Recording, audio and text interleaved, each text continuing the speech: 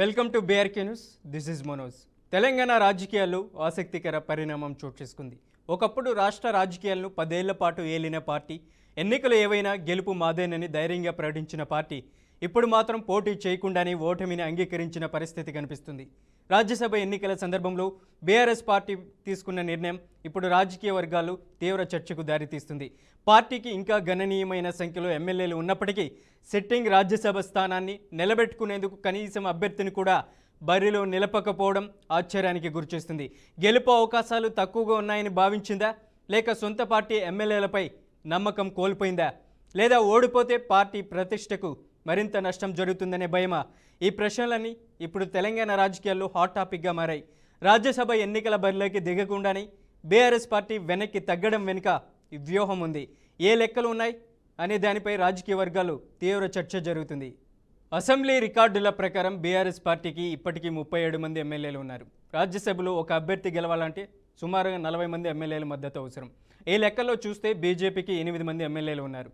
గతంలో మిత్రపక్షంగా ఉన్న ఎంఐఎం పార్టీకి 7 మంది ఎమ్మెల్యేలు ఉన్నారు.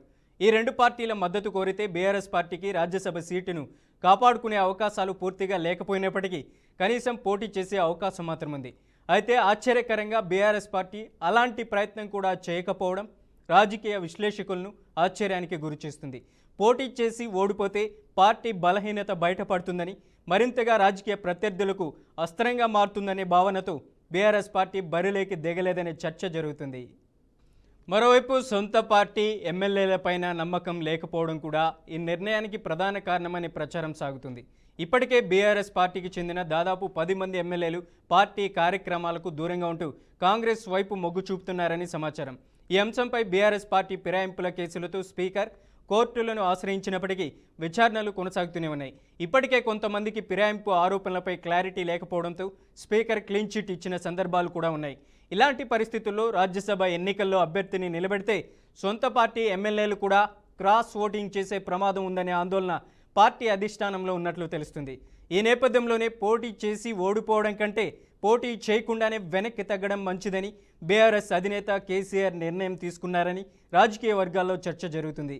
అయితే ఈ నిర్ణయం పార్టీ క్యాడర్లో నైరాశ్యాన్ని పెంచుతుందా, లేక వ్యూహాత్మక నిర్ణయంగా మారుతుందా అన్నది మాత్రం రాబోయే రోజుల్లో స్పష్టమయ్యే అవకాశం ఉంది. ఇక ఇదే అంశానికి లైవ్లో చర్చించడానికి మనతో పాటు బీఆర్ఎస్ పార్టీ నుంచి శ్రీకాళ సముద్రాల మనకు లైవ్లో జాయిన్ అవుతారు. అలాగే ఇంకా అనలిస్ట్ ఉప్పల లక్ష్మణ్ గారు లైవ్లో జాయిన్ అవుతారు. ఇద్దరికి నమస్కారం. ముందుగా ఉప్పల లక్ష్మణ్ గారు, రాజ్యసభ ఎన్నికల్లో బీఆర్ఎస్ పార్టీ దూరం అవడం మనం చూస్తున్నాం. ప్రధానంగా బీఆర్ఎస్ పార్టీకి దాదాపు ఏదైతే గత ఎన్నికల్లో 38 మంది, దాదాపు 39 మంది ఎమ్మెల్యేలు ఆల్మోస్ట్ అటు ఇటు గెలిచినప్పటికీ 10 మంది ఎమ్మెల్యేలు కాంగ్రెస్ పార్టీలు ఫిరాయించారు. దాదాపు ఇప్పటికి కూడా 29 మంది ఎమ్మెల్యేలు ఉన్నారు. మరి రాజ్యసభలో పోటీ బరిలో నిలపకపోవడానికి ప్రధాన కారణం అంటే ఏం చెప్తారు? ఇప్పుడు కారణాలు ఏమైనా కూడా పోటీ చేయకుండా తప్పుకోవటం అనేది ప్రజాస్వామ్య పద్ధతిలో కరెక్ట్ అయితే కాదు. పోటీ చూడాల్సి ఓడిపోవచ్చు, ఓటమి గెలిచిన తర్వాత సంగతి. అధికార పార్టీని ఇబ్బందుల్లో పెట్టాలి అని అనుకున్నప్పుడు బీఆర్ఎస్ పార్టీ పోటీ చేసి ఉండాల్సి. రెండు విషయాలు అక్కడ తేటతలం అయ్యేది. అధికార పార్టీ వ్యూహం ఏంటి? ఒకవేళ ఎవరైనా ఇంకా బీఆర్ఎస్ పార్టీలో ఉండే వాళ్ళు కాంగ్రెస్ పార్టీలో వెళ్తున్నారు అంటే ఆ విషయం పెట్టుకొచ్చింది. రెండో విషయం ఏంటంటే ఇక్కడ బహిరంగంగా పార్టీ మారినా కూడా బీఆర్ఎస్ పార్టీ వాళ్ళు 10 మంది, సరే ఇద్దరి విషయం అంటే ఇంకా తెలియలేదు, 8 మంది విషయంలో క్లీన్ చిట్ ఇచ్చేసారు స్పీకర్ గారు. ఏమిటి, మేము పార్టీ ఫండ్ కడుతున్నాం, నెల నెల మేము పార్టీకి దూరంగా ఏం లేము, మేము బీఆర్ఎస్ లోనే ఉన్నామని చెప్పేశారు. ఇప్పుడు ఈ ఎలక్షన్స్ లో పోటీ చేసి ఉంటే ఓటింగ్ జరిగేది అంటే విప్పు జారీ చేయవచ్చు. విప్పు జారీ చేస్తే వాళ్ళ బండారం బయటపడేది కదా. కనీసం మీకు ఎంతమంది మీ వైపు ఉన్నారో తెలియదు కదా. అది అవకాశాన్ని వదులుకున్నారు. ఇప్పుడు వాళ్ళని ఎవరైతే వెళ్ళారో వాళ్ళని ఇరుకున పెట్టే అవకాశం వచ్చింది, మంచి అవకాశం వచ్చింది, పోయింది. అది ఇక్కడ ఇప్పుడు రాంగ్ సిగ్నల్ పోతుంది కదా ప్రజల్లో. ఇప్పుడు ఇవాళ అధికార పార్టీ సరే అది అభివృద్ధి చేస్తున్నదా చేయలేదా, తప్పులు చేస్తున్నారా అభివృద్ధి చేస్తుందా అనేది ప్రజలు రోజు చర్చించుకుంటున్నారు. గట్టిగా పోటీ ఇస్తున్నది బీజేపీ కంటే బీఆర్ఎస్ పార్టీని, అధికార పార్టీ మీద చాలా గట్టిగా పోటీ ఇస్తున్నారు. అనేక విషయాల్లో ఆ ధర్నాలు ఆందోళన చేస్తున్నారు, గట్టిగా ప్రశ్నిస్తున్నారు, జనంలో ఉంటున్నారు, ఆందోళనలు జరుగుతున్నాయి. ఇవన్నీ చేస్తూ ఉన్నప్పుడు ఇక్కడ స్ట్రాటజికల్ గా ఎందుకు తప్పుకున్నారు అనేది కూడా చర్చకు వచ్చేసింది. వాళ్ళు ఎందుకు తప్పుకోవాల్సిన అవసరం ఏంటి? ఇక్కడ ఏమిటి? మెజారిటీ లేదు, ఓడిపోతారు కారణము. కానీ వివాదం ఒకటి నడుస్తున్నది కదా. బీఆర్ఎస్ పార్టీ నుంచి వెళ్ళి కాంగ్రెస్ లో చేరిన వాళ్ళు మేము బీఆర్ఎస్ పార్టీలోనే ఉన్నామని మాట్లాడుతున్నప్పుడు మరి రేపు ఓటింగ్ లో ఎలా పాల్గొంటారో, ఎవరికి ఓటేస్తారో తెలియదు కదా. అదే అవకాశం ఉంది. అలాగే ఇంకా కొంతమంది బీఆర్ఎస్ పార్టీ వాళ్ళు లోపాయకారిగా కాంగ్రెస్ తో సంబంధాలు పెట్టుకున్నారని ఆరోపణలు వస్తున్నాయి. అది కూడా బయటపడేది కదా. వీటన్నిటికి మించి ఒకవేళ పోటీ చేసి ఉంటే 8 సీట్లు ఉన్నటువంటి బీజేపీ సపోర్ట్ చేసి ఉంటుందేమో చెప్పలేము. కాంగ్రెస్ పార్టీ అభ్యర్థి ఓడిపోవడానికి బీజేపీ అభ్యర్థికి, బీఆర్ఎస్ అభ్యర్థికి సపోర్ట్ చేసే అవకాశాలు కూడా ఉండేవి. అది కూడా ఆ ఛాన్స్ కూడా పోయింది. సరే, మాకు బీజేపీ అవసరం లేదు, ఎవరు అవసరం లేదు, ఓడిపోతే ఓడిపోతాం, మేము రంగంలో ఉంటామని రంగంలో దిగి ఉంటే ముందైతే వార్తలు వచ్చాయి. బీఆర్ఎస్ పార్టీ కూడా పోటీ చేయబోతున్నదని వార్తలు అయితే వచ్చాయి. మరి సడన్ గా ఎందుకు మానేశారో తెలియదు. రాజకీయంగా అంత గట్టిగా వైషమ్యాలు ఉండి అసలు బండబూతులు తిట్టుకుంటూ రోజు ఇవాళ సడన్ గా ఎన్నికల్లో తప్పుకుంటే కనుక జనం ఏమనుకుంటారు? ఏంటి, ఎందుకు ఇలా పిరికి వాళ్ళకి ఇలా పారిపోయారు ఏంటి, ఏమైనా రూపాయికారి మళ్ళీ ఏమైనా అడ్జస్ట్ అయిపోయారు అనుకుంటారు కదా. దానికి తోడు బట్టితో మనకు వాళ్ళ కుటుంబంలో వివాహాలు జరిగితే మొత్తం బీఆర్ఎస్ వాళ్ళందరూ అటెండ్ అయ్యింది పోయి.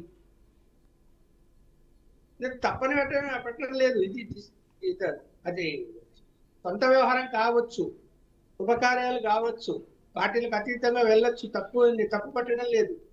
కానీ ప్రజలు ఇవాళ ఉన్నటువంటి సిచ్యువేషన్ లో ఏమని ఆలోచిస్తారు? అక్కడ వెళ్ళి కౌలించుకొని ఫోటోలు తీసుకుంటే ఏమని ఆలోచిస్తారు? ఇవన్నీ కూడా జనంలోకి వెళ్తాయి కదా, ఏమో జరుగుతున్నది ఇక్కడ అని. కాస్త వాస్తవంగా అయితే ఏం జరుగుతుందో ఎవరికి తెలియదు. రైట్. ఉప్పల్ లక్ష్మణ్ గారు అట్లే లైవ్ లో ఉండండి. ఒక్కసారి బీఆర్ఎస్ వర్షన్ తీసుకుందాం లైవ్ లో. చెప్పండి. లోపాయికారిగా కాంగ్రెస్ కలిసిపోతున్నారు బీఆర్ఎస్ పార్టీ వాళ్ళు అంటారు. బీఆర్ఎస్ పార్టీ వాళ్ళు ఏమంటారు? బీజేపీ వాళ్ళు లోపాయికారిగా కాంగ్రెస్ కలిసిపోతున్నారు అంటారు. ఈ చర్చ నడుస్తున్నప్పుడు మీకు ఒక అవకాశం దొరికింది. కాదు, మేము ఎవరితో కలిసిపోయేది లేదు, మేము వ్యతిరేకం పూర్తిగా కాంగ్రెస్ పార్టీకి, బీజేపీ కూడా పూర్తి వ్యతిరేకం, ఇదిగో మేము పోటీ చేస్తున్నాము, రండి, ఎవరు ఓట్లేస్తారు వేయండి, మా పార్టీ నుంచి పోయిన వాళ్ళ సంగతి ఎంతో వెళ్దామని ఉండింటే ఖచ్చితంగా బాగుంది. రైట్. ఉప్పల్ లక్ష్మణ్ గారు అలాగే లైవ్ లో ఉండండి. మనతో పాటు బీఆర్ఎస్ శ్రీకాంత్ సముద్రాల గారు ఉన్నారు. శ్రీకాంత్ గారు, ఎలా చూడొచ్చు అంటారు? ఏంటి, ప్రజల్లో చాలా నెగిటివ్ సంకేతాలు వెళ్ళినాయి. మీ పార్టీకి దాదాపు 39 మంది ఎమ్మెల్యేలు గెలిచినప్పుడు 10 మంది ఎమ్మెల్యేలు ఫిరాయించారు. ప్రస్తుతం 28 మంది ఉన్నారు. ఒక రాజ్యసభ స్థానాన్ని అభ్యర్థిలో నిలకపోవడం ఒకటి ప్రధాన కారణమైతే, రెండోది ప్రధానంగా కాంగ్రెస్ పార్టీతో లోపాయికారి ఒప్పందం చేసుకున్నారు. మూడోది ప్రధానంగా 10 మంది ఎమ్మెల్యేలు పార్టీ ఫిరాయించారు, వాళ్ళకి విప్ జారిపోవడం మూడో ప్రధాన కారణమైతే, 4 ప్రధానంగా అక్కడ వినపడుతున్నటువంటి ఒక్క మాట, మీకు స్పష్టమైన మెజార్టీ ఉంది, పార్టీ ఫిరాయించినటువంటి 10 మంది ఎమ్మెల్యేలు విప్పు జారీ చేస్తే ఎటువైపు తిరుగుతారనేది ఒకటి, బీజేపీ మీకు సపోర్ట్ చేస్తారా లేదనేది మరొకటి. ఇంకోవైపు ఎలా చూడొచ్చు అంటారు? రకరకాల డిఫరెంట్ వర్షన్లు జనాల్లో నెగిటివ్ సంకేతాలు వెళ్తున్నాయి, ఏం చెప్తారు? ముందుగా నమస్కారం అండి అందరికీ. ఇప్పుడు మీరే ఎన్నో రకాలుగా విశ్లేషణ మీరే చేశారు. మీరే చాలా క్లారిటీగా ప్రస్తుత రాజకీయాల పరిస్థితులు, బీఆర్ఎస్ పార్టీ యొక్క పరిస్థితి, ప్రస్తుతం తెలంగాణలో ఉన్న రాజకీయ పరిస్థితి ఎలా ఉంది, ఏం జరుగుతుంది, ఎలా ముందుకెళ్తుంది అనేది చాలా స్పష్టంగా మీరే చెప్తున్నారు. ఇప్పుడు రాజ్యసభ ఎన్నికలు మన తెలంగాణకు సంబంధించి 2 వచ్చాయి. ఒకటి కాంగ్రెస్ పార్టీ నుంచి, ఒకటి బీఆర్ఎస్ పార్టీ నుంచి సురేష్ రెడ్డి గారిది. అయితే ఆ సమయం కాలం పూర్తవుతున్న సందర్భంగా మళ్ళీ ఎలక్షన్ రావడం జరుగుతుంది. కాబట్టి అయితే దీనికి సంబంధించి మా నాయకుడు, మా అధినాయకుడు ఆలోచించలేదనుకుంటున్నారా? ఆయన ఆలోచన చేయలేదనుకుంటున్నారా? ఆయన మౌనం వెనకాల ఆయన తీసుకునే ప్రతి నిర్ణయం ఆయన వెనుకడుగు వేస్తున్నారు. ఆయన భయపడతారనా? ఆయన ఎన్ని చూడలేదండి, ఎన్ని ఎన్నికలు చూడలేదు, ఎన్ని ఆ, అధికారాలు ఎన్ని ఆయన చూడని ఏది ఉందండి అసలు? ఆయనకు తెలియదా ఏం చేయాలో? మనం ఆలోచించి మనం చెప్పేంత నాకైతే లేదని నేను అనుకుంటున్నా. ఇప్పుడు ఏది చేస్తే కరెక్ట్ ప్రజలు ఎలా నమ్ముతారండి? అంటే పోటీ చేయకపోతే ప్రజలు అనేసుకుంటారా? అయ్యో అయిపోయింది ఇక కేసీఆర్ బీఆర్ఎస్ లేదు అని. ప్రజలు ఎప్పుడు మళ్ళా బీఆర్ఎస్ ప్రభుత్వం ఎప్పుడు వస్తుంది, కేసీఆర్ సార్ మళ్ళీ సీఎం ఎప్పుడు అవుతారని ఎదురు చూస్తున్నారండి. ప్రస్తుత రాజకీయాలు ఏ రేంజ్లో పోతున్నాయి అసలు? తెలంగాణ అభివృద్ధి నంబర్ 1 కేసీఆర్ గారి ప్రభుత్వం ఉన్నప్పుడు దేశంలోనే నంబర్ 1 స్థాయిలో అభివృద్ధిలో ఉన్న తెలంగాణ ఈ రోజు 29 రాష్ట్రాలు ఉన్న ఈ దేశంలో 28వ స్థానానికి దిగబడిపోయింది. కేవలం ఎన్నికలంటే ప్రతి దాంట్లో పోటీ చేయాలి, ప్రతి దాంట్లో నిలబడాలి, నిలబడకపోతే ఏదో లోపాయమానం జరిగిందని అంటే ఏది వస్తే అది ఆరోపణలు చేస్తారండి. చేసేవాళ్ళు వాళ్ళ పనే అది, ఆరోపణలు చేయడమే వాళ్ళ పని. కానీ ఎక్కడ ఎలా ఏ విధంగా లౌక్యంగా స్పందించాలో సమయం సందర్భాన్ని బట్టి ప్రస్తుత పరిస్థితిని బట్టి స్పందించడం అనేదే ఒక నాయకుడి లక్షణం. ఇప్పుడు దీనివల్ల పార్టీకి కానీ పార్టీ వల్ల ప్రజలకి కానీ ఎక్కడన్నా ఏమన్నా మేలు జరిగే అవకాశం ఉందా? కొన్ని పార్టీ ఏమన్నా మాకు వచ్చేసే ప్రభుత్వం మాది ఏర్పడే అవకాశం ఏమైనా ఉందా? దీని విధంగా ఎన్ని రకాలుగా క్యాల్కులేషన్ చేయాలో చేస్తారండి. 41 సీట్లు రావాలి, 41 మెజారిటీ రావాలి, 41 మెజారిటీ రావాలి ఎమ్మెల్యేలది. ఇప్పుడు ప్రజలు వేసే ఎన్నికలు వేరు, ఈ రాజ్యసభ ఎన్నికలు వేరు. ఇది ఎమ్మెల్యేల ఓటు వేసేది ఇది. ఇప్పుడు ఉన్న మా దాంట్లో 37 మందిలో ఇప్పుడు మీరే అన్నారు 10 మంది అటు ఇటుగా ఉన్నారు, వాళ్ళు ఆల్రెడీ బయటకు వెళ్ళిపోయారు, వాళ్ళ మీద కోర్టు కేసులు అవి ఇవి నడుస్తున్నాయని చెప్పండి. మరి 37 ఉన్న దాంట్లో 10 మంది అలా ఉన్నప్పుడు ఎంత ఉంటారండి? 27 మంది ఉంటారు. 27 మందిలో ఇప్పుడు ఏ విధంగా ముందుకెళ్తామండి? ఇప్పుడు బీజేపీ సపోర్ట్ చేస్తుందా అని మీరు అంటున్నారు. ఇప్పుడు సార్ అంటున్నారు ఉప్పల లక్ష్మణ్ గారు బీజేపీ ఏమైనా మద్దతు తెలుపుతుందా అని. మేము ఆ విధంగా కూడా ఆలోచించామండి. ఆ విధంగా కూడా క్యాండిడేట్ని ఆలోచన చేయడము, ఎవరిని పెడితే కరెక్ట్గా ఉంటుంది, న్యూట్రల్ పర్సన్ని పెట్టాలని అన్ని రకాలుగా ఆలోచనలు జరుగుతున్నాయి. చూడండి, ఏ క్షణంలో ఎప్పుడైనా ఏ విషయమైనా బయటికి రావచ్చు, ఏదన్నా మనకి బయటికి తెలియచ్చు, ఏదైనా పేరు రావచ్చు, నిలబడచ్చు, ఏమైనా జరగచ్చు రాజకీయంలో. ఎందుకంటే ఎవరిని మనము ఊహించలేం. అందులో మా కేసీఆర్ గారిని ఊహించడం, ఆయన చేసేది ఎలా ముందుకెళ్తారు, ఆయన వ్యూహాలు ఏంటి, ఆయన ఎలా రచిస్తారు అని గెస్ చేయడం అసలు దేశంలో ఎవరి వల్ల కాదు, ఆయనని ఊహించేది. ఇప్పుడు ఎన్నో రకాలుగా బీజేపీ కూడా ఆయన మీద ఎన్నో రకాలుగా మానసికంగా ఒత్తిడి చేసే ప్రయత్నం చేసింది. చివరికి ఏమైందండి? క్లీన్ చీట్ వచ్చేసింది. అలా ఏదైనా అధికారం ఉన్నప్పుడు ఏమైనా చేయగలుగుతాం అనుకుంటారు. కానీ అధికారం లేకున్నా ఉన్నా మనము ప్రజలకి ఎంతవరకు మేలు చేయగలుగుతాము, రాష్ట్రానికి ఏ విధంగా ఉపయోగపడతాము, రాష్ట్రానికి ఏ విధంగా నష్టం జరగకుండా చూద్దాము అనే ఉద్దేశంలో మాత్రమే మా కేసీఆర్ గారు ముందుకెళ్తున్నారు. ఆయన వ్యూహాలు, ఆయన రాజకీయ ఎత్తుగడలు వీళ్ళెవరు అందుకోలేరండి. కాకపోతే సమయం, కాలం అన్ని కలిసి రావాలి. సమయం వచ్చినప్పుడు ఆయన ఏం చేస్తారు, ఎవరి పేరు నిర్ణయిస్తారు, అనూహ్యంగా ఆయన మళ్ళీ ముందుకు ఎవరిని పెడతారు అనేది కూడా ముందు మీరే చూస్తారు. ఇంకా సమయం ఉంది కదండి, ఇప్పుడే ఇంకా ఏం కాలేదు, ఇంకా సమయం ఉంది. కాబట్టి వేచి చూడాలి. ఇప్పుడు నెక్స్ట్ ఏం పేరు వస్తుంది, మరి ఆయన ఏం చేస్తున్నారు, నెక్స్ట్ ఏ స్టెప్ వేస్తారనేది అందరికి తెలుస్తుంది. అంత మాత్రాన ఏదో బీఆర్ఎస్ పని అయిపోయిందని వెనకడుగు వేసేస్తున్నారని ఏదో లోపాయమానం జరిగిందని అనుకోవడం అనేది అదంతా ఒక అపోహ, ఆరోపణలు మాత్రమే. అలాంటివి ఏం జరగవండి. కేసీఆర్ గారు చాలా స్పష్టంగా ఉన్నారు. మేము ఏ పార్టీకి కానీ ఏ జాతీయ పార్టీ కానీ కాంగ్రెస్కి అసలే సపోర్ట్గా ఉండరు, ఏ విషయంలో కానీ బీజేపీకి కూడా ఏ రకంగా కూడా సపోర్ట్ ఉండరు. కేవలం తెలంగాణ అభివృద్ధి, తెలంగాణ ప్రజల బాగోగులు, తెలంగాణకు కావాల్సిన ఏవైతే అన్ని అభివృద్ధి ప్రాజెక్టులు ఉంటాయో అవిటి మీదే దృష్టి పెడుతూ ముందుకెళ్తారు తప్ప వేరే రకంగా కేసీఆర్ గారు ఆలోచన చేయరు. అలాంటి ఆలోచనలు రావండి. రైట్. ఉప్పల లక్ష్మణ్ గారు, ఏదైతే బీఆర్ఎస్ రాజ్యసభ నుంచి పోటీ నుంచి తప్పుకుంది, ఓకే, ఇంతవరకు బాగానే ఉన్న ప్రజలకి మనం క్లారిటీ ఇచ్చేటువంటి ప్రయత్నం చేయాలి. ఒకవేళ రాజ్యసభలో బీఆర్ఎస్ గన అభ్యర్థిని నిలబెట్టి ఉంటే పరిణామాలు ఏ విధంగా ఉండేటివి? వేం నరేందర్ రెడ్డికి ఆ టికెట్ దక్కేటువంటి అవకాశం ఉండేదా, లేదంటే ప్రధానంగా గట్టి పోటీనిచ్చేదా బీఆర్ఎస్ పార్టీ? ప్రస్తుతం ఉన్నటువంటి కాంగ్రెస్ పార్టీకి 66 మంది ఎమ్మెల్యేలు, అలాగే ఎంఐఎంకి సంబంధించినటువంటి 7 మంది ఎమ్మెల్యేలు, టోటల్ కలుపుకుంటే 73 మంది ఎమ్మెల్యేలు ఉన్నారు. అలాగే ప్రధానికి పార్టీ ఫిరాయించినటువంటి 10 మంది ఎమ్మెల్యేలు. ఒకవేళ బీఆర్ఎస్ విప్పు జారీ చేస్తే ఆ 10 మంది కూడా ఎన్నికయ్యేటువంటి అవకాశం ఉండదు కదా, ఏం చెప్తారు? రాజకీయాల్లో ఎన్నికలు వచ్చినప్పుడు గెలుపు ఓటములు కాదు, ఎన్నికల రంగంలో నిలబడాలి. ఏ పార్టీ అయినా, టీఆర్ఎస్ పార్టీ తప్పైనా కూడా పోటీ చేయాలి. ఓడిపోవచ్చు, గెలవచ్చు. కానీ ఇక్కడ పోటీ చేసి ఉంటే అడ్వాంటేజ్ ఏమిటంటే, ఎంత నమ్మక ద్రోహం అండి ఈ బీఆర్ఎస్ పార్టీ నుంచి కాంగ్రెస్ కు వెళ్ళినటువంటి 10 మంది వెళ్ళిన వాళ్ళు, ఎస్ మేము కాంగ్రెస్ పార్టీకి వెళ్ళిపోతున్నాము, రాజీనామా చేస్తాం, మళ్ళీ ఎన్నికల్లో నిలబడతాము కాంగ్రెస్ పార్టీ తరఫున అంటే అది వేరే విషయం. పోయారు. పోయిన వాళ్ళు కూడా ఒప్పుకుంటున్నారా? మేము చేరలేదు కాంగ్రెస్, ఏం ఆధారాలు చూపండి అంటున్నారు. సో ఇక్కడ స్పీకర్ ఏం చేస్తున్నాడు, ఏం ఆధారాలు దొరకలే అంటున్నాడు. అంటున్నప్పుడు ఇక్కడ ఎలక్షన్ ఎమ్మెల్యేలు ఓటు హక్కు వినియోగించుకోవాలి కాబట్టి రాజ్యసభలో అక్కడ దొరికిపోతారు కదా వాళ్ళు, ఏ పార్టీకి ఓటేస్తారు? ఆ ఛాన్స్ పోయింది కదా. ఇప్పుడు పోటీ ఓడిపోతారు అనేది పక్కన పెట్టండి, ఎలాగో ఓడిపోతారు. కాంగ్రెస్ పార్టీకి అబ్సల్యూట్ మెజారిటీ ఉంది, ఎలాగో ఓడిపోతారు. కాకపోతే ఏంటి, ఆ 10 మందిని టెస్ట్ చేయడానికైనా పోటీ చేసి ఉండింటే వాళ్ళ బండారం బయటపడేది కదా. ఎలా తప్పించుకుంటారు వాళ్ళు? ఓటింగ్ రాకుండా బహిష్కరించినా కూడా పార్టీ విప్పును ధిక్కరించినట్టే అవుతుంది. ఇంకొక ప్లస్ పాయింట్ వచ్చేది మీకు, అంటే బీఆర్ఎస్ పార్టీకి. అది ఆ పాయింట్ నేను చెప్తున్నాను. సరే, రాజకీయ వ్యూహాలు ఎవరికి వాళ్ళకు ఉంటాయి. కేసీఆర్ రాజకీయ వ్యూహకర్త కాదని ఎవరు అనరు. ఎందుకంటే రాజకీయ వ్యూహకర్త కాబట్టే అతను పార్టీ పెట్టి అసలు ఉద్యమాలు చేసి చాలా తెలివిగా రాష్ట్రాన్ని సంపాదించాడు కదా. ఎవరన్నా ఆయన తక్కువ అంచనా వేస్తే పొరపాటు కేసీఆర్.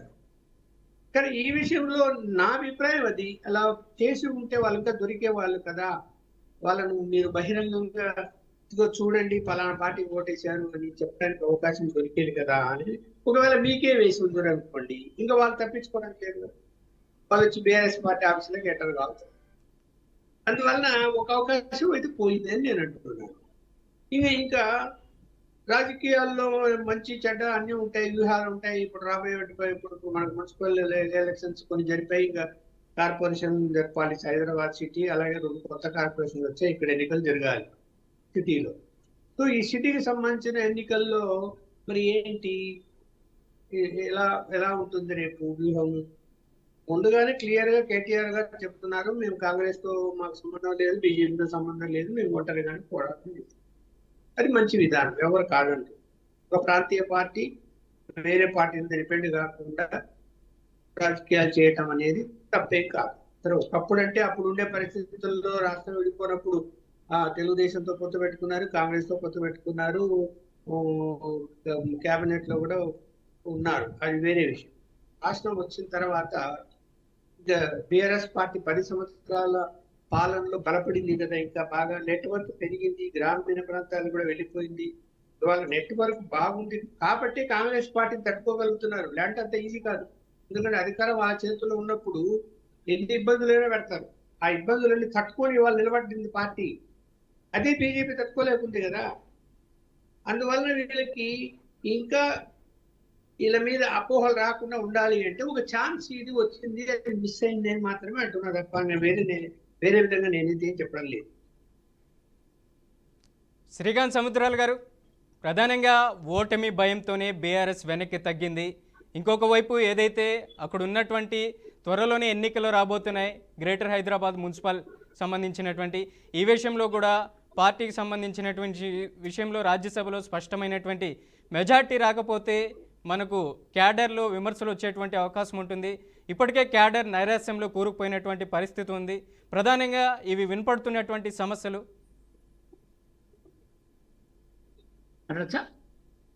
చెప్పండి శ్రీకాంత్ సముద్రాల గారు. ఇప్పుడు మీరు అంటున్నట్టు ఓటమి భయం, అసలు భయం అనేదే చరిత్ర చూసుకోండి, ఎక్కడ కూడా భయం అనేది లేదండి. ఎక్కడ కూడా మా కేసీఆర్ గారు కానీ మా బీఆర్ఎస్ పార్టీ కానీ ఎప్పుడు కూడా ఎక్కడ కూడా భయం అనేది పడదండి. ఏ కార్యకర్త కూడా భయపడడండి. ఇది ముందు గుర్తుపెట్టుకోండి. అయితే ఒకటి ఏంటంటే ఇప్పుడు ఎన్నికలు వస్తాయి పోతాయండి, చాలా మామూలు విషయం అది. గెలుపు ఓటముల గురించి ఎప్పుడు కూడా ఏ విధంగా కూడా మా కేసీఆర్ గారు భయపడరు, అలాంటి రాంగ్ స్టెప్ వేయరు. ఎక్కడ ఆలోచిస్తారంటే ఆయన దీనివల్ల నా తెలంగాణకి ఏమైనా లాభమా, నా తెలంగాణ రైతులకి ఏమైనా లాభమా, నా తెలంగాణ ప్రజలకి ఏమైనా లాభమా, నా పార్టీకి లాభమా, నా పార్టీకి లాభం అయితే ఏ విధంగా లాభం? చాలా క్యాల్కులేషన్స్ ఉంటాయండి. మనం అనుకుంటాము చాలా ఈజీగా అని, కానీ అట్లా ఉండదండి. ప్రతిదీ చాలా క్షుణ్ణంగా ఆలోచన చేస్తారు. చాలా క్షుణ్ణంగా ఆలోచించి చాలా దీనికి దీర్ఘకాలంగా ఏమైనా ప్రయోజనం ఉంటుందా అని ఆలోచిస్తారు తప్ప అనవసరంగా ఇదేదో చేసుకోవాలనే దీనికి ఏదో పేరు పోతుందనో, మనం నిలబడి ఓడిపోతే అయ్యో ఇక ఓటమి పాలైతే మనం అట్లాంటిది ఏం లేదండి. ప్రజల్లో మీరు చూడండి, ఇప్పుడు రాబోయే జిహెచ్ఎంసీ ఎన్నికలు చూడండి, మొన్న జరిగిన సర్పంచ్ ఎన్నికలు చూడండి, మీరు ఏ ఎన్నికలన్నా చూడండి, మా ప్రభుత్వం అధికారంలో ఉన్నప్పుడు ఇవే ఎన్నికలు జరిగితే మా పర్సంటేజ్ ఏ రేంజ్లో వచ్చింది. ఇప్పుడు ఉన్న కాంగ్రెస్ ప్రభుత్వం ఈ 2 ఏళ్ల పరిపాలన చూసి ప్రజలు ఏ విధంగా తీర్పు ఇచ్చారనేది చాలా స్పష్టంగా, చాలా క్లారిటీగా ప్రజలకి, అన్ని వర్గాల ప్రజలకి ఒక క్లారిటీ వచ్చింది. ఈ కాంగ్రెస్ ప్రభుత్వం ఏం చేస్తుంది, ఎలా ముందుకెళ్తుంది, వీళ్ళు ఎలా గెలుస్తున్నారు, ఎన్నికలలో ఎలా ముందుకెళ్తున్నారు అనేది చాలా క్లారిటీగా స్పష్టంగా ఉందండి. కానీ దీనికంటూ ఒక సమయం వస్తుంది, ప్రతిదానికి ఒక టైం వస్తుంది. ఆ సమయం వచ్చినప్పుడే ప్రజలు ఎలా కర్ర కాల్చి వాత పెట్టాలో ఈ కాంగ్రెస్ ప్రభుత్వానికి వాత పెడతారండి. మళ్ళా వచ్చేది ఖచ్చితంగా బీఆర్ఎస్ ప్రభుత్వమే. మళ్ళీ మా కేసీఆర్ గారే సీఎం అవుతారు. అప్పుడు మీరు మళ్ళీ చూస్తారు ఖచ్చితంగా. ఇప్పుడు ఈ ఎన్నికలు ఏముందండి, ఆ ఎన్నికలు చాలా ముఖ్యము. నెక్స్ట్ వచ్చే జిహెచ్ఎంసీ ఎలక్షన్స్ చాలా ముఖ్యము, చాలా చాలా ముఖ్యమండి. ఎందుకంటే ఇప్పటికే ఏం కోల్పోయినాము, మనము పరిస్థితి ఎంత దిగజారిపోయింది తెలంగాణ పరిస్థితి అనేది చాలా క్లారిటీ వచ్చింది. ఇంకా తగ్గించుకునే పరిస్థితి లేదు. తెలంగాణ ప్రజలు కూడా చాలా చాలా ఆలోచన వచ్చింది, ఒక గ్రహించారు అసలు ఏంది ఇది, మనం ఏం పోగొట్టుకున్నాం, ఏం తెచ్చుకున్నాము అనేది ఒక క్షుణ్ణంగా క్లారిటీ వచ్చింది. అన్ని రకాల అన్ని వర్గాల ప్రజలు చాలా ఇబ్బందుల్లో ఉన్నారు. అసలు ఏ రకంగా కూడా ఏ విషయంలో కూడా ఒక పాజిటివ్నెస్ అనేది లేదు ప్రజల్లో. ఈ కాంగ్రెస్ ప్రభుత్వం మీద విరక్తితో ఉన్నారు. కాబట్టి ఇప్పుడు ఈ రాజ్యసభ ఎన్నికల ఎలా గెలుస్తారు, ఎలా ఓటేస్తారు అనేది అందరికీ తెలిసిందే. దీని గురించి నేను ప్రత్యేకంగా చెప్పను. కాకపోతే అది ఎమ్మెల్యేలు వేసే ఓటు కాబట్టి ఇది పక్కన పెడితే, నెక్స్ట్ ఏ ఎన్నికలు వచ్చినా, ప్రజల చేత ఎన్నుకోబడే ఏ ఎన్నికలు వచ్చినా అప్పుడు చూడండి మీకు తీర్పు ఎలా ఉంటుందో. బీఆర్ఎస్ కి ఎంత మద్దతు ఇస్తారో, మళ్ళీ కేసీఆర్ గారిని గెలిపించుకుంటారు, మళ్ళీ అధికారం తెప్పించుకుంటారని మా నమ్మకం అండి. బీజేపీ కూడా ప్రధానంగా ఆరోపిస్తుంది, ఏదైతే ప్రధానంగా కాంగ్రెస్ పార్టీ ఏదైతే బీఆర్ఎస్ కూడా లోపాయికరు ఒప్పందం పెట్టుకుంది కాంగ్రెస్ పార్టీతో, బండి సంజయ్ అలాగే అక్కడ ఉన్నటువంటి కిషన్ రెడ్డి లాంటి నేతలు కూడా ఆరోపిస్తూ వస్తున్నారు. రాజ్యసభ ఎన్నికల్లో పోటీలో నిలపాల్సినటువంటి అభ్యర్థిని కూడా నిలపకపోవడం కూడా ఇది అనుమానాలు, సంకేతాలకు తావునిస్తుంది అంటున్నారు. ఇప్పుడు ఈ ఒక్క విషయం, ఇప్పుడు మీకు చిన్న ఒక ఉదాహరణ చెప్తానండి. బీజేపీ వాళ్ళు ఎలా ప్రవర్తిస్తారు, వాళ్ళ మాటలు ఎలా ఉంటాయి అంటే, నేను అంటే ఇప్పుడు మన మిగతా రాష్ట్రాల్లో బీజేపీ పరిస్థితి నేను చెప్పనండి, మన రాష్ట్రంలో ఉన్న బీజేపీ పరిస్థితి గురించి నేను చెప్తానండి. చాలా చాలా వ్యత్యాసం ఉంటుంది. ఇతర రాష్ట్రాలలో ఉన్న బీజేపీకి కాంగ్రెస్కి అస్సలు ఏం మాత్రం పడదండి. చాలా క్లారిటీతో ఉంటారు బీజేపీ వాళ్ళు అక్కడ. కానీ ఈ తెలంగాణ రాష్ట్రంలో బీజేపీ నాయకులు చాలా వెరైటీ నాయకులు. వీళ్ళని ఏమనాలో కూడా నాకు అర్థం కాదు. కాంగ్రెస్కి ఇప్పుడు మొన్న జరిగిన సర్పంచ్ ఎన్నికలలో, మున్సిపాలిటీ ఎన్నికలలో మీరు గమనించండి, కొన్ని మున్సిపాలిటీలలో vice chairman BJP, chairman Congress. ఎలా పంచుకుంటారండి? లోపాయకారిమానంగా వాళ్ళు ఉన్నారండి, మేమున్నామండి, మా పార్టీ ఉందా? ఎక్కడ ఉంది చెప్పండి? ఎక్కడైనా జరుగుతుందా మా పార్టీ నుంచి? ఎక్కడైనా కాంగ్రెస్కి కానీ బీజేపీకి కానీ ఎదురు నిలబడి వాళ్ళ తప్పులని క్లారిటీగా భయం లేకుండా చెప్పే నాయకులు మా బీఆర్ఎస్ నాయకులు మాత్రమే. ఎక్కడైనా సరే అలాంటి పనులు చేసేది బీజేపీ, కాంగ్రెస్ మాత్రమే. లోపాయకారకంగా జరుగుతున్నది ఈ తెలంగాణలో బీజేపీ, కాంగ్రెస్ కలిసే చేస్తున్నారండి. అసలు ఈ ప్రభుత్వం నడుస్తుందే ఒకరికొకరు మంచిగా తోడుగా ఉన్నారనమాట. ప్రతి విషయంలో, ఏ విషయంలో కూడా అసలు ప్రజలకు అన్యాయం జరుగుతుంటే బీజేపీ వాళ్ళు మాట్లాడుతున్నారా అండి? ఏదన్నా విషయంలో మా బీఆర్ఎస్ నాయకులు, మా కేటీఆర్ గారు కానీ, మా హరీష్ అన్న కానీ, మా బీఆర్ఎస్ ఎమ్మెల్యేలు నాయకులు ఎక్కడైనా నిలదీస్తున్నారు. ప్రజలకు ఎక్కడ ఇబ్బంది పడితే హైదరాబాదీతులతో మా నాయకులే ఉన్నారు. ఖమ్మంలో జరుగుతున్న అన్యాయాలు, భూ వివాదాలు మొత్తం మా నాయకులే ఉన్నారు. బీజేపీ వాళ్ళు మాట్లాడుతున్నారండి ఎక్కడైనా? వాళ్ళు మమ్మల్ని అనడం ఏందండి? వాళ్ళ ఆరోపణలు వాళ్ళ అన్ని అసలు మన తెలంగాణ రాష్ట్రంలో ఉన్న బీజేపీ నాయకులు గమ్మత్తుంటాయండి వాళ్ళ పరిస్థితులు. వాళ్ళు ఏందో వాళ్ళకే అర్థం కావాలి. మా వాళ్ళు ఎక్కడ కూడా ఎవరితో ఏ జాతీయ పార్టీతో మా వాళ్ళు కలవరు. అది ఎప్పుడు జరగదు. రైట్. చర్చలో పాల్గొన్న శ్రీకాంత్ గారికి అలాగే ఉప్పల్ లక్ష్మణ్ గారికి ధన్యవాదాలు. Thank you so much. Rajya Sabha ఎన్నికల్లో స్పష్టమైనటువంటి మెజార్టీ ఉన్నా కూడా బీఆర్ఎస్ పార్టీకి దాదాపు 28 మంది ఎమ్మెల్యేలు ఉన్నారు. ఇక 10 మంది పార్టీ నుంచి ఫిరాయించారు. ఇక కాంగ్రెస్ పార్టీకి మెజార్టీ లేకపోయినా కూడా బీఆర్ఎస్ పోటీలో నిలవకపోవడం ప్రధాన కారణంగా ఈ రెండుకు సంబంధించినటువంటి రాజ్యసభ స్థానాలు కాంగ్రెస్ పార్టీకి ఏకగ్రీవం కావడం ఇవన్నీ అనుమానాలకి సంకేతాలను ఇస్తుంది. ఇప్పటికే బీఆర్ఎస్ పార్టీ ఈ పోటీ నుంచి తప్పుకోవడంతో కూడా ప్రజల్లో నెగిటివ్ సంకేతాలు వెళ్ళినటువంటి పరిస్థితి ఉంది.